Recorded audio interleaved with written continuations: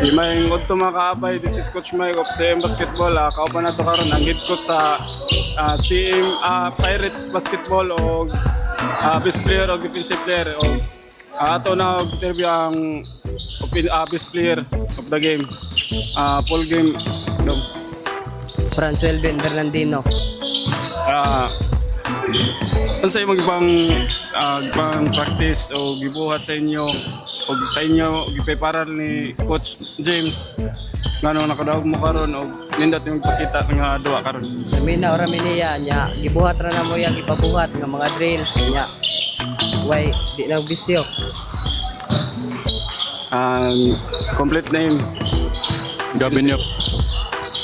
Unsay mo gi-prepare ani nga duwa sa season 4 ug unsay nagi-practice ni Coach James nganong grabe mo depensa, opensa man dia, block.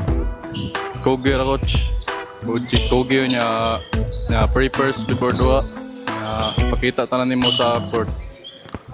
Okay. Coach. Coach unsay gi-prepare niyo ani nga liga coach kay grabe mo yung pakita inyong defense grabe kasol. Una sa tanan, pasalamat ko ni God na gigabayan gini sa duwa na mapirme. Ang amo lang preparation is everyday training gid mi, wa mi paway since katong murag mag 1 month na mi straight training, everyday gini 15 under, maong condition kay sila. O lang namina lang mga bata sa akong instruction, maong nakadaog mi ato. Pero nakachamba-chamba po kay gahi putang ipil, o lang. Coach unsay ganahan yung shoutout o pasalamat? Pasalamat ko sa nag-sponsor sa mga tabang sa mga team aning Pirates Leyte. Daghang kay salamat mga parents. Shout out ninyo dia. Daghang kay salamat. Shout out sa ako kuya dia nasa Jinsan. Sa mama po shout out o goal team sa Pirates Leyte mga coaches. Shout out ninyo dia. Shoutout o pasalamatan. Shoutout ko sa akong pamilya, especially sa akong lula ni Taoyang.